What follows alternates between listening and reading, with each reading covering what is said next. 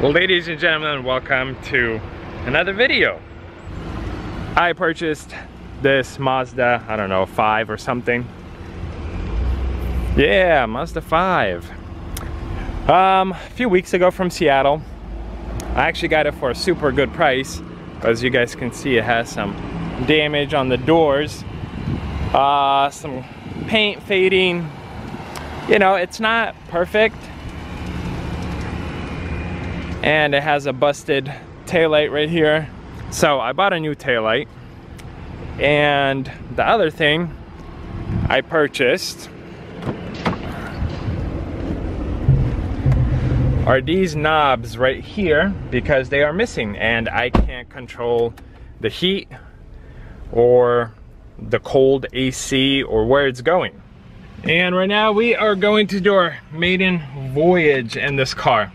Actually, I took it down the street, like literally, I don't know, maybe a mile or so. It seemed like it was driving totally fine, so that's why I went ahead and purchased the new taillight and whatnot. But I did not take it, you know, like necessarily up to speed or go very far in it. The other thing is, it's a 5-speed manual, and I don't know what the market is for a 5-speed minivan. I guess we're gonna find out together.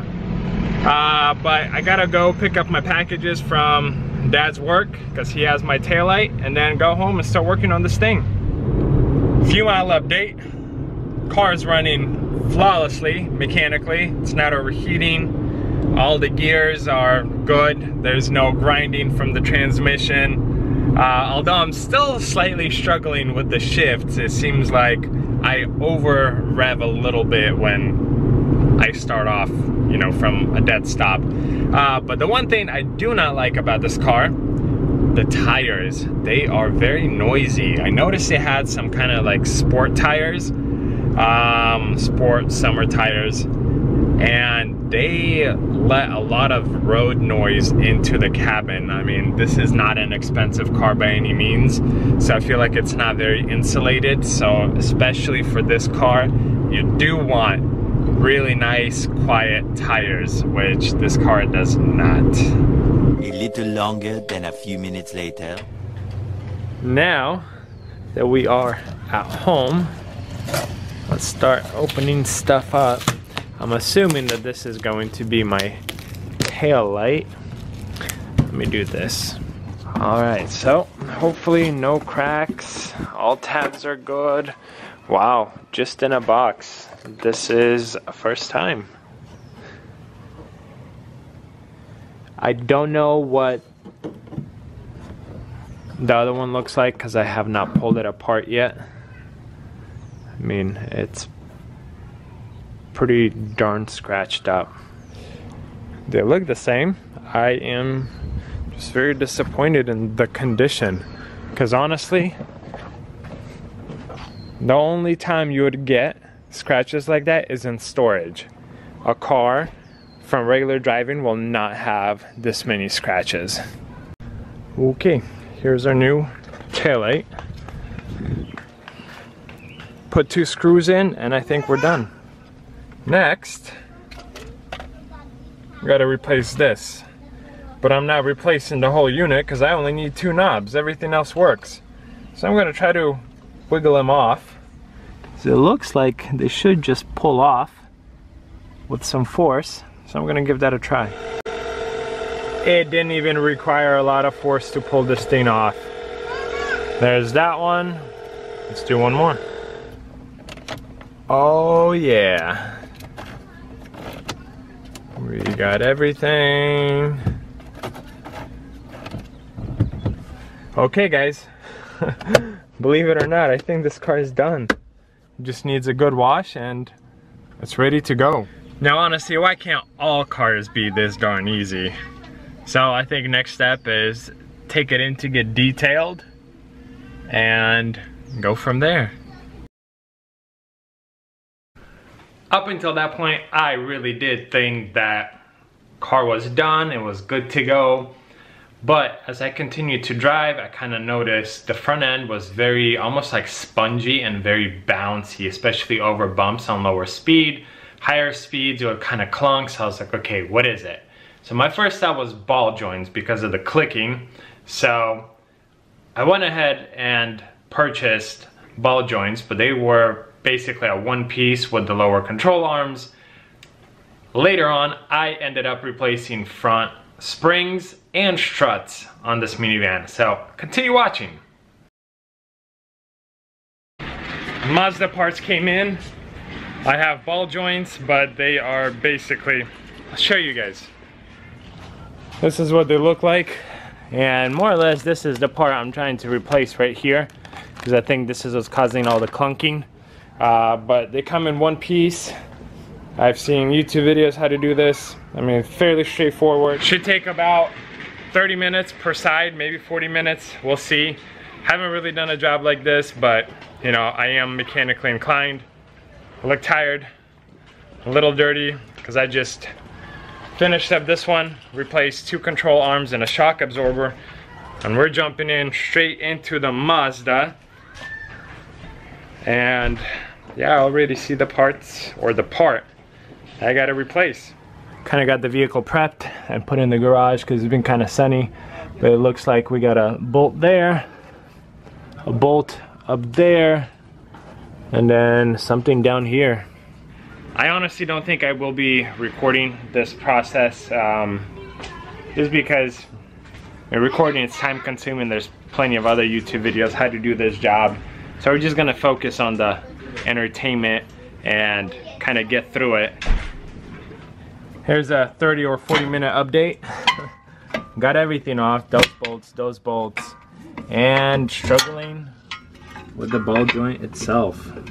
Sprayed WD-40, but it's in there pretty darn tight, and we can't get the darn thing to pop out. I think WD-40 helped us. Here we are 5 minutes later. The trick was pull this corner out first, let it drop, then pull this corner out. It kind of makes a slack, and then from this side you could just hammer away, and little by little it started to come out, but there's definitely a lot of rust, so use WD-40. I think it really did us a solid this time around. Alright guys, we are probably hour 4. And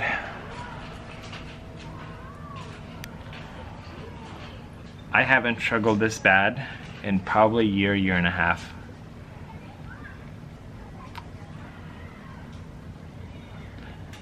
The YouTube videos I've seen, everyone more or less gets it done rather quickly. This has been a pain. I absolutely, like, if I knew this is how bad it would have been, I would have either paid someone to do this job or just sold it as is. This is so much time wasted, and we still have to do the other side. Several days later. Guys, I am almost painfully returning back to this video. So off camera, we really struggled putting the lower control arm with the ball joint in, and I mean like really struggled. The only way we were able to get it back in is by using a like home frame puller, like a very small one, and we basically connected the 2 ends and essentially just forced it to pull together, and it went in. We assembled everything, but the suspension is still very bouncy in the front end, and killed already so much time trying to get this car ready.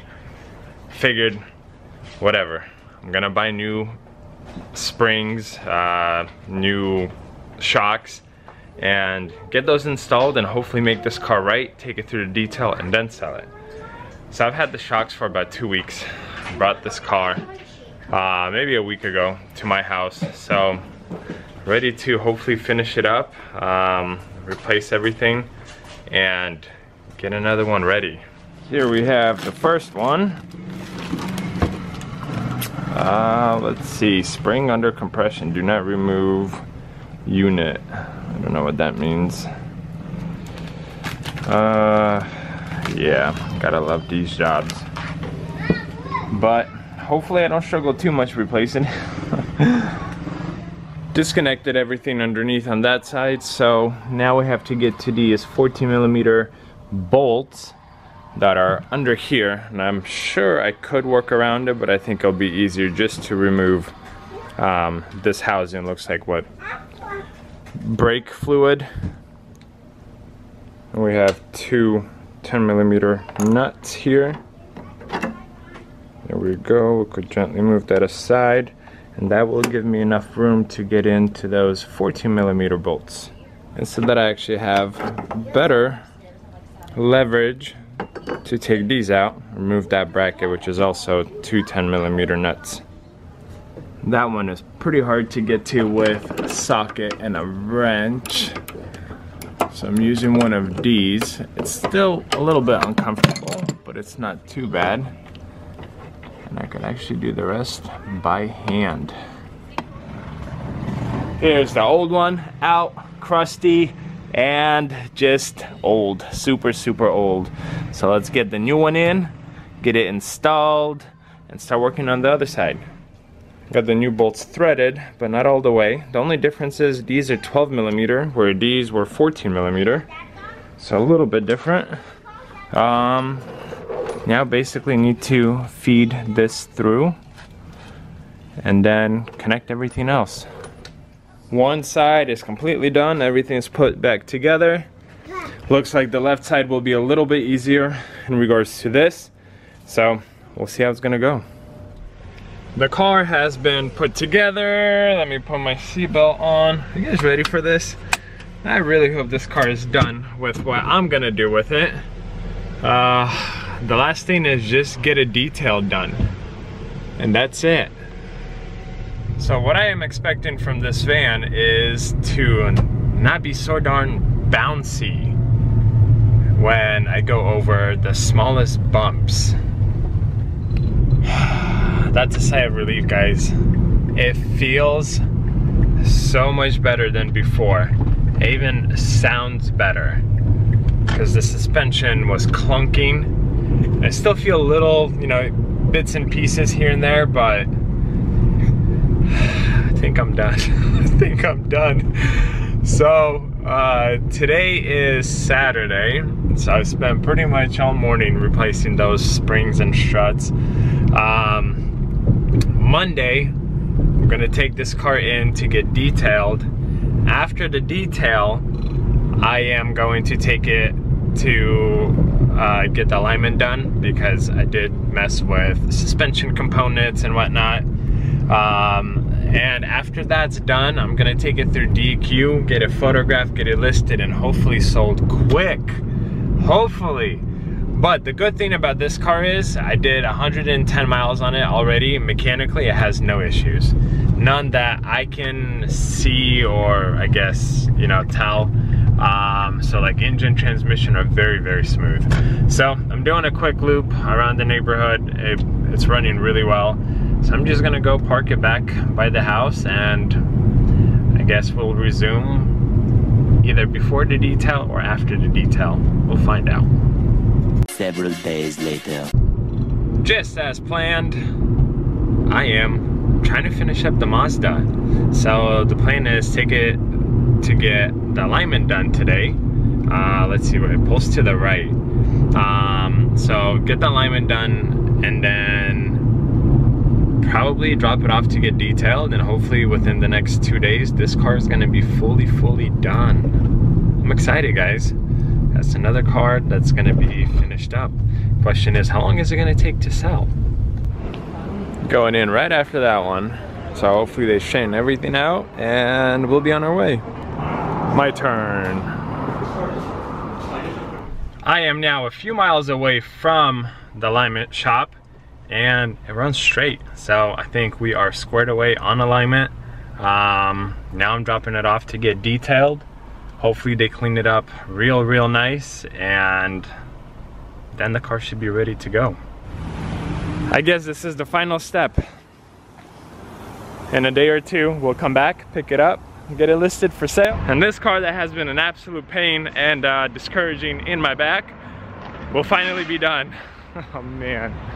See, every car is different. Every purchase is different. Several days later. And that's it, guys. Mazda is done, I think and I hope.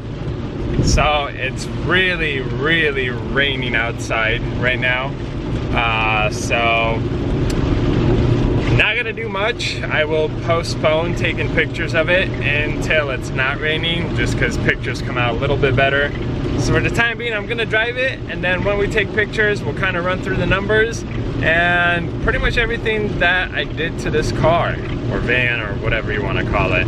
So stay tuned, don't go anywhere. But do your windshield wipers sound like a frog? Several days later. And the Mazda behind me is done. It is photographed. Show you guys around it. So it is far from perfect. There's dents on the doors. Front bumper has peel. There's some rocker panel damage or side skirt. And there's a dent underneath this tail light. Aside from the outside body damage, interior is in pretty good shape. Very, very minor scuffs on seats. Now I'd say just probably that one. And mechanically, it runs really, really well. I just took it through smog, so it passed with no issues. And I can comfortably list it for sale. And hopefully I sell it really, really quick. Okay, let's run through the numbers, shall we? So this is a 2007 Mazda 5 Sport, which is a minivan. It's a 5-speed manual. My winning bid for this thing was $1,400 bucks.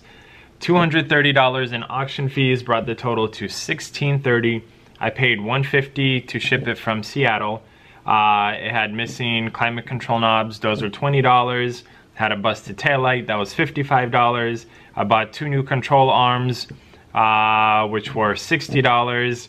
And then I bought front struts and springs for $100. And I took it through DQ, which was $25, and then $170 to get it cleaned up and detailed, which brought my total for this car at $2,260. Now, here locally, they're being sold for a little bit more, you know, $5,000–$6,000 range. I'm not gonna price mine that high because it is far from perfect. I think it'd be unfair to price it even close to $4,000. So I'm thinking maybe $3,500 bucks is what I'll be asking for it.